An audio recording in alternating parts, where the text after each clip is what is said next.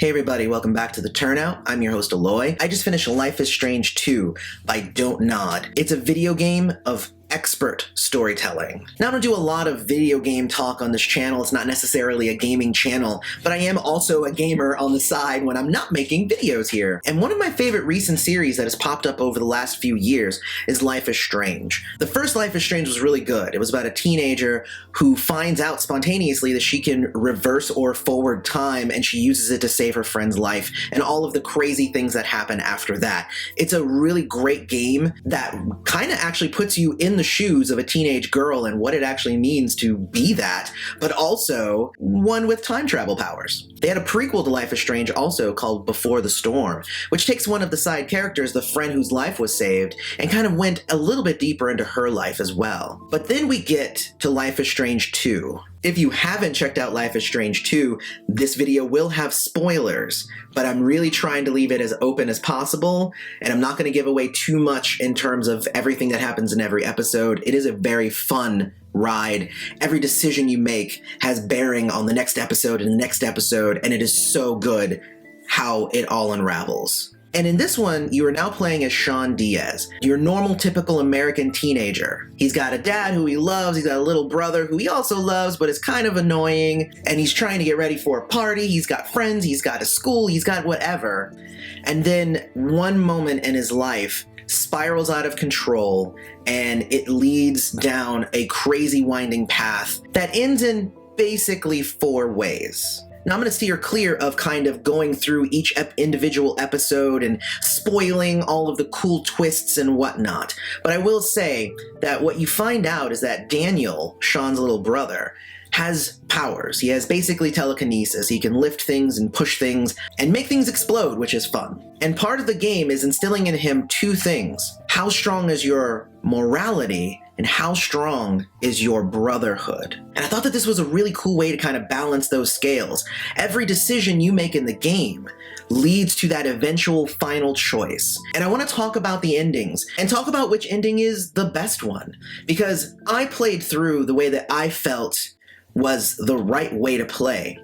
And in the end, I got an ending that I'm not really sure the developers think was the best ending, but for me, I thought it was pretty darn good. So over the series of the game, you end up having the cops coming after you, and your whole goal is to get you and your brother over the border so you can go to Mexico. And when you get to the gate, there's border police everywhere. So you have 2 choices. You can either choose to surrender to the cops, or you can say, we're going to Mexico. How does the story of the Wolf brothers end?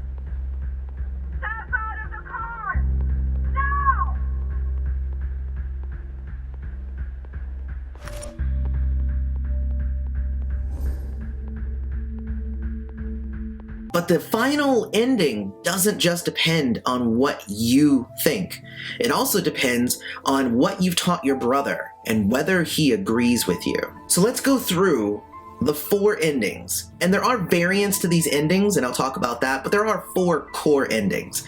There's what you choose and whether he agrees with it. So the first ending is if you choose to surrender, and he says, you're right, we should surrender. The brothers have a touching moment. They get out of the car and they end up surrendering themselves to the border police. Your brother gets to live a normal life, gets to go to high school, get a job, lives with your grandparents. It's actually pretty touching. You, on the other hand, because you were old enough to try, you get sent to jail for 15 years. When you get out, your brother's there. You end up revisiting all of your favorite memories of the game that you played.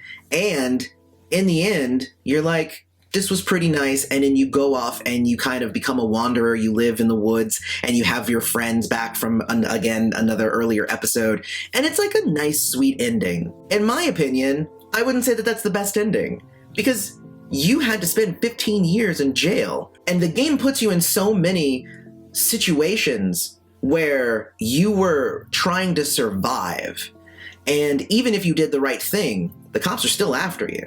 So you go and you serve 15 years in jail unjustly because you literally did not do anything wrong in this game. Even if you're the biggest a-hole to your brother and you might get into a fight here and there, you might steal something, you really didn't do anything wrong. I also didn't choose the options where you like took out your gun and tried to shoot people, but that's a whole other thing. So there's that, right? So that's the first ending. The second ending is if you choose to surrender, but your brother does not agree with you. He uses his power to lock the doors, not let you out. And he starts wiping out everybody in front of you, and he uses his power to push the pedal down so you guys speed through all of the traffic and you get to the other side. But the problem is that Daniel isn't an expert at using his powers. So he's not used to doing 3 or 4 different things all at once. So some bullets get through, and when he reaches the other side, you die. And oh my god, there is the saddest scene of Daniel crying over you dying, which is understandable because you just went through this whole giant game of craziness of getting to know each other and loving each other even more as brothers. And then he ends up going to Mexico by himself, joins a gang, ends up being like a really amazing like gang guy, because guess what? He has powers, so what are you going to do to him? He has powers. So in my opinion, that is one of the 2 of the worst of the endings. Pretty much the 2 really bad endings are the 2 where he does not agree with you. So the third ending is you say, we're going to go to Mexico. But your brother's like, but we should surrender. So you put your foot on the pedal and you start going and you're like, hey, Daniel, push them out of the way. And he goes, no, I don't want to hurt anybody. So you get across the border, but he jumps out beforehand and he gets taken and he gets to kind of do the same thing where he goes and he lives with your grandparents and he does all of that fun stuff and he gets to have a job and everything. And you get pictures and postcards and stuff, but they're not from him. They're from your mom.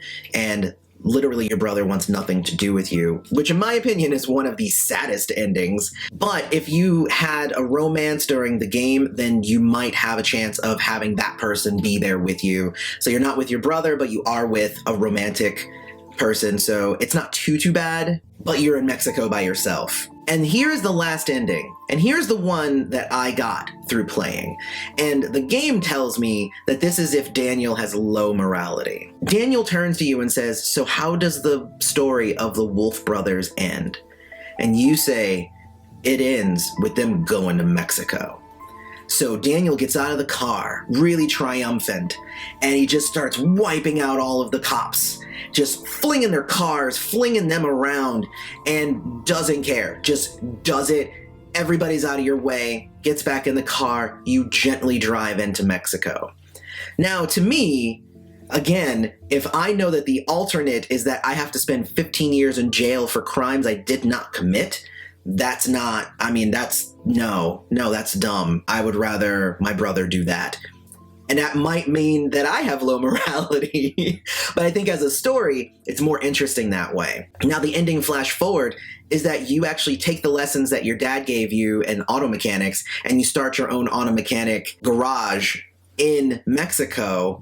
And there's a lot of gang activity. Everybody knows it's very dangerous to live in Mexico, but you have a secret weapon. You have a brother with powers. So there's a scene of gang members coming in trying to make trouble, but your brother comes and twists them into knots. And then you get a beer and you go out into your back porch and your garage is out by the beach and you just chill with your brother and you live a really good life. And I'm like, that's the best ending, right? Okay, cool. A bunch of people had to die for you to do that. And those cops and stuff weren't necessarily bad people either. They didn't necessarily deserve to die. But the options here are spend 15 years in jail to eventually live in the woods, be separated from my brother and live alone, or possibly with a spouse in Mexico without him, die, or you and your brother do what you set out to do from the very beginning of the game. You say we're going to Mexico, Daniel says let's do it, and then you do it, and you don't let anything stand in your way. And in the end, you did exactly what you dreamt of, hanging out on the beach, having a brand new life in Mexico. And I don't know, it's maybe I just look at this in a different way, but that is the best of the endings. If you played Life is Strange 2, I want to know which ending you got. And which one do you think is the best of the endings? What's the best outcome? Is high morality in play here? Or is low morality and strong brotherhood a good thing? Let me know about all of that down in the comments. I want to discuss this game. Also, don't forget to hit like, subscribe to the channel, hit the bell notification so you always know when the Turnout puts out a new video. If you like this one, we might do more gaming-related videos. I do a lot of gaming also on the side, so maybe we can talk more about games as well. Otherwise, don't forget to follow me on Twitter. That's at the Turnout USAA. And I have been your host, Aloy. This has been the Turnout. Thanks for showing up.